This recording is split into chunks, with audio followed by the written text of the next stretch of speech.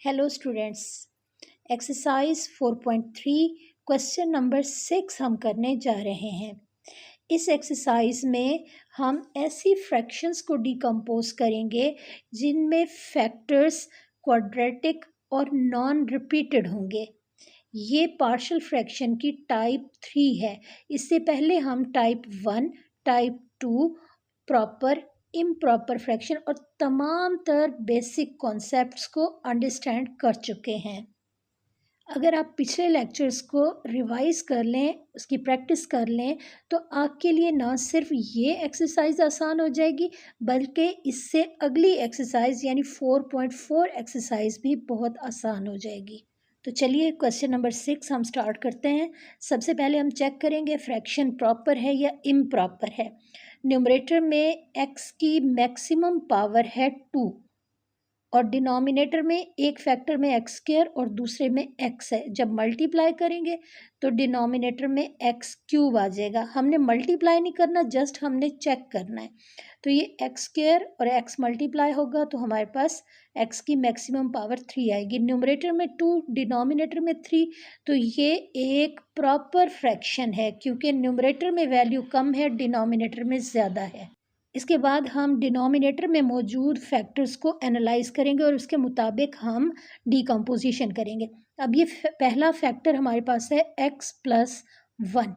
ये एक linear factor है क्योंकि इसमें x की पावर 1 है, x+1, और इसकी कोई होल पावर नहीं है। तो यहाँ से दो बातें क्लियर हो गई।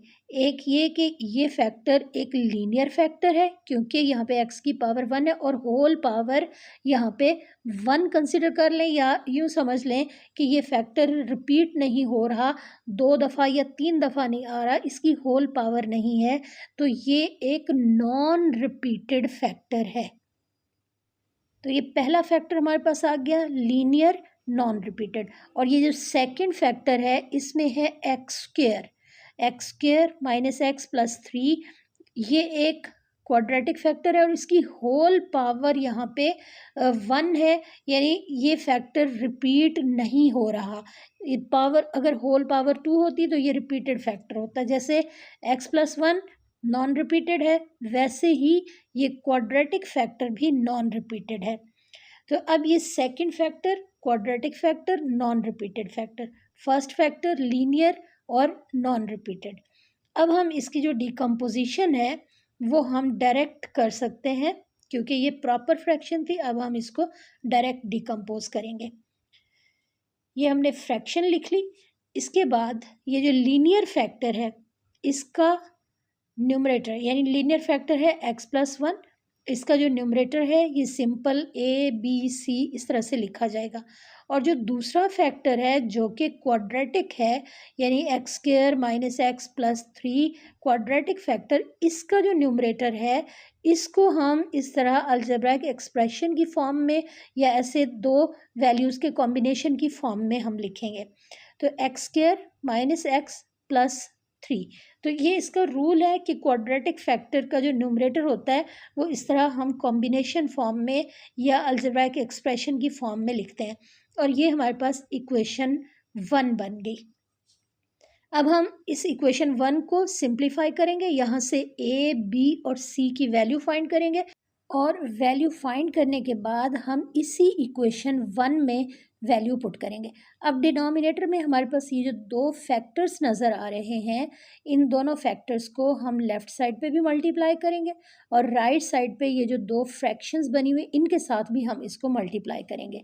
अब ये हमने फ्रैक्शन यहाँ पे लिख ली और इस फ्रैक्शन के साथ ये डिनोमिनेटर में दोनों फैक्टर्स हैं, यानी x+1 और ये दूसरा quadratic factor x square minus x plus 3, इसको हम लेफ़्ट साइड पे मल्टीप्लाई कर देंगे और राइट साइड पे a वाली फ्रैक्शन के साथ भी और दूसरी जो bx प्लस c वाली फ्रैक्शन है इसके साथ भी हम इसको मल्टीप्लाई करेंगे, इन दोनों फैक्टर्स को। अब ये a वाली फ्रैक्शन a/x+1, इसके साथ ये दोनों फैक्टर्स मल्टीप्लाई करके हमने लिख दिए।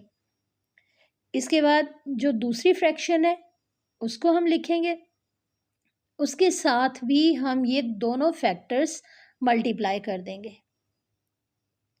और इस मल्टीप्लिकेशन के बाद हम देखेंगे कि कौन कौन सी वैल्यूज़ हैं न्यूमरेटर डिनोमिनेटर में जो कि कैंसिल हो सकती हैं।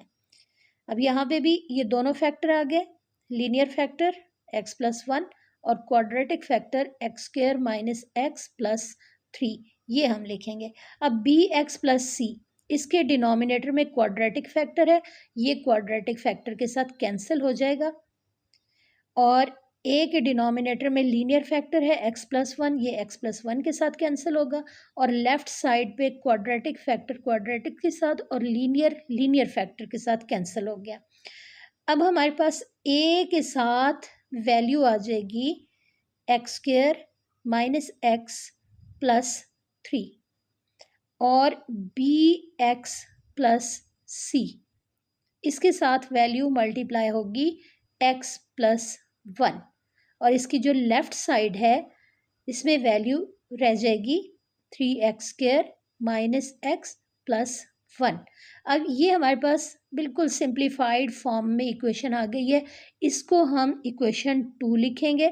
और अब हम यहाँ पे मेथड अप्लाई करके a, b या c में से जो भी वैल्यू आसानी से निकलेगी वो हम यहाँ से फाइंड कर लेंगे। तो सबसे पहले हम लीनियर फैक्टर को यानी x+1 जो कि लीनियर फैक्टर है, इसको हम सपोज करेंगे 0 के इक्वल, क्योंकि इजीली यहाँ से हमें वैल्यू मिल सकती है। और यहाँ पे हमने जस्ट सपोज किया, लेट किया हमने कि x+1 = 0, 1 दूसरी साइड पे आ जाएगा और x की वैल्यू -1 आ गई। और इसको हम इक्वेशन 2 में लेफ्ट साइड पे और राइट साइड पे हम इसको पुट कर देंगे। जहाँ जहाँ x है वहाँ पे अब हम -1 लिखेंगे। 3 के साथ x² लिखा हुआ है, यहाँ पे -1 का स्क्वायर आ जाएगा, माइनस साइन आ गया। और इसके बाद आगे x है, x को रिप्लेस करेंगे और इसकी जगह पे हम -1 लिख देंगे। इसके बाद आगे +1 है, ये वैल्यू आ गई। a के साथ x² लिखा हुआ है, यहाँ पे हम लिखेंगे -1 होल स्क्वायर, फिर माइनस साइन और x की जगह पे -1, ये x रिप्लेस कर दिया और उसकी जगह पे हमने -1 लिख दिया। इससे बाहर ये माइनस साइन अपनी जगह पे इसी तरह मौजूद है। +3 लिख देंगे।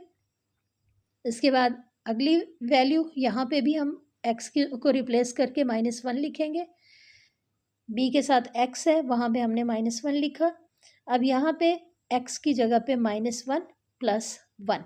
अब हमें पता है -1 +1 0 आ जाएगा और 0 जब किसी भी वैल्यू के साथ मल्टीप्लाई होगा, किसी भी नंबर के साथ मल्टीप्लाई होगा तो आंसर 0 आ जाएगा। तो ये टर्म हमारे पास 0 हो गई।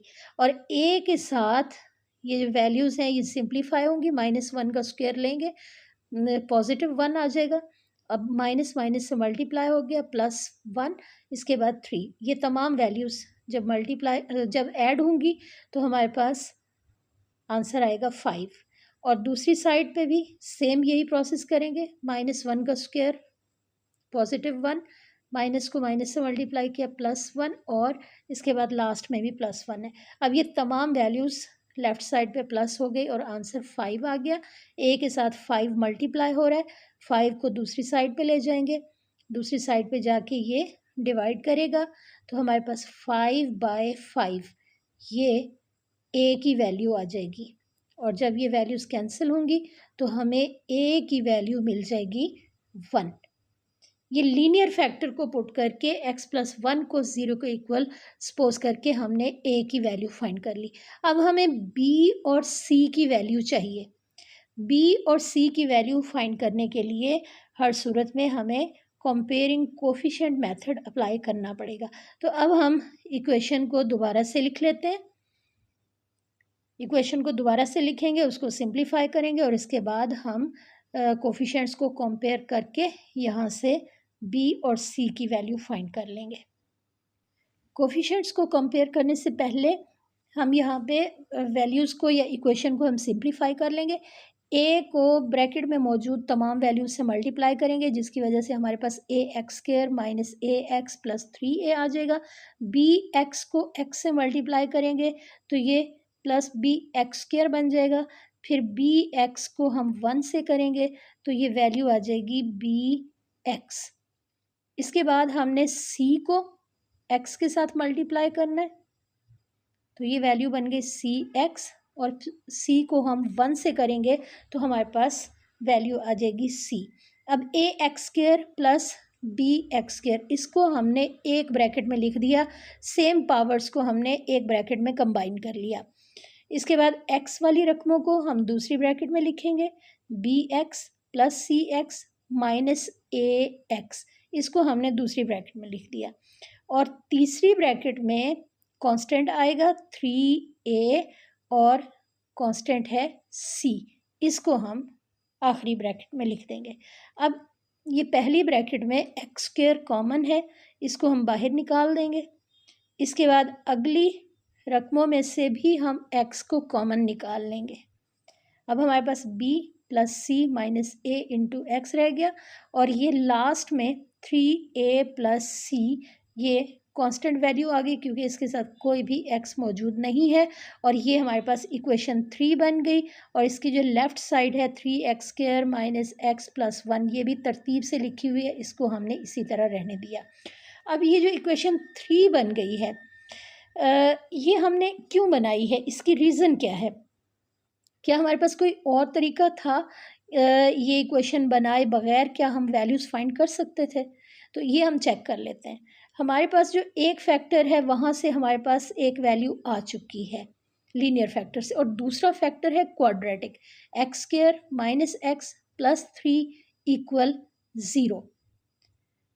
तो अब ये वाला फैक्टर जो है ये लीनियर नहीं बन सकता, और ये इसी फॉर्म में हम यहाँ से x की वैल्यू लेट नहीं कर सकते, सपोज नहीं कर सकते। इसलिए हमारी मजबूरी थी कि हम यहाँ पे कंपेयरिंग कोफिशिएंट मेथड अप्लाई करके इजीली यहाँ से b और c की वैल्यू फाइंड कर लें। तो ये सारा प्रोसेस हमने इसीलिए किया है ताकि हम इजीली वैल्यूज़ फाइंड कर सकें। अब हमने x की सेम पावर्स के जो कोफिशिएंट्स हैं उनको कंपेयर करना है, लेफ़्ट साइड से भी और राइट साइड से भी। यानी इक्वेशन 3 इसमें लेफ़्ट साइड और राइट साइड को हमने कंपेयर करना है। अब ये राइट साइड पे एक्स स्क्वायर के साथ है a प्लस बी, और लेफ़्ट साइड पे है 3। तो एक्स स्क्वायर के जो कोफिशिएंट्स हैं लेफ़्ट और राइट साइड पे, इनको हमने बराबर रखना है। राइट साइड पे एक्स स्क्वायर का कोफिशिएंट है a प्लस बी, और लेफ़्ट साइड पे एक्स स्क्वायर का कोफिशिएंट है 3। तो ये दोनों कोफिशिएंट्स इक्वल आ गए, बराबर आ गए। और x का कोफिशिएंट राइट साइड पे है b प्लस सी माइनस ए, एक्स का कोफिशिएंट, और दूसरी साइड पे x का कोफिशिएंट है -1, क्योंकि -x लिखा हुआ है, इसको हम -1x समझ सकते हैं। तो यहाँ पे b प्लस सी माइनस ए इक्वल -1, ये x के कोफिशिएंट्स को हमने बराबर रखा। इसके बाद अब लास्ट वैल्यू रह गई कांस्टेंट 3a प्लस सी, ये इक्वेशन 3 में राइट साइड पे कांस्टेंट है और लेफ़्ट साइड पे कांस्टेंट हमारे पास है 1। तो दोनों साइड के जो कांस्टेंट्स हैं उनको भी हमने बराबर रखा। अब a की वैल्यू हम पहले से फाइंड कर चुके हैं, यहाँ पे पुट करेंगे। 1 a की वैल्यू है, ये हमने यहाँ पे पुट कर दी, और 1 को जब दूसरी साइड पे लेके जाएंगे तो हमें b की वैल्यू यहाँ से मिल जाएगी 2। 3 माइनस 1 यानी b की वैल्यू हमारे पास 2 आ गई। अब हमारे पास a और b दोनों वैल्यूज़ आ चुकी हैं, इनको हम यहाँ पे ये जो सेकंड पार्ट है इसमें पुट करेंगे। b की जगह पे 2 और a की जगह पे 1 लिखेंगे। अब ये 2 और -1 इसको सॉल्व करेंगे तो 1 आएगा, 1 प्लस c, और 1 जब दूसरी साइड पे जाएगा तो -1 बनेगा, और c की वैल्यू हमारे पास आ गई है -2। अब ये तीनों वैल्यूज़ हमारे पास आ गई, a की वैल्यू 1, b की वैल्यू 2 और c की वैल्यू -2। ये तमाम वैल्यूज़ अब हम इक्वेशन 1 में पुट करेंगे। अब यहाँ पे हम ये तीनों वैल्यूज़ लिख लेंगे और इक्वेशन 1 लिख लेंगे, और इसके बाद हम a, b और c को रिप्लेस कर देंगे इन वैल्यूज़ के साथ। ये हमने इक्वेशन 1 लिख दी, a की जगह पे 1 आएगा, b की वैल्यू 2 है, 2x लिख देंगे, c की जगह पे -2 आ जाएगा। और इसके बाद ये जो -2 है इसको हम सिंप्लीफाई कर लेंगे। अब फर्स्ट फ्रैक्शन हमारे पास 1/x+1 और जो सेकंड फ्रैक्शन होगी वो बन जाएगी 2x। ये माइनस साइन बाहर प्लस से मल्टीप्लाई होगा तो यहाँ पे 2x - 2 आ गया। और ये हमारे पास इस गिवन फ्रैक्शन की डिकम्पोजिशन है और डिकम्पोजिशन में 2 फ्रैक्शंस आ गई हैं।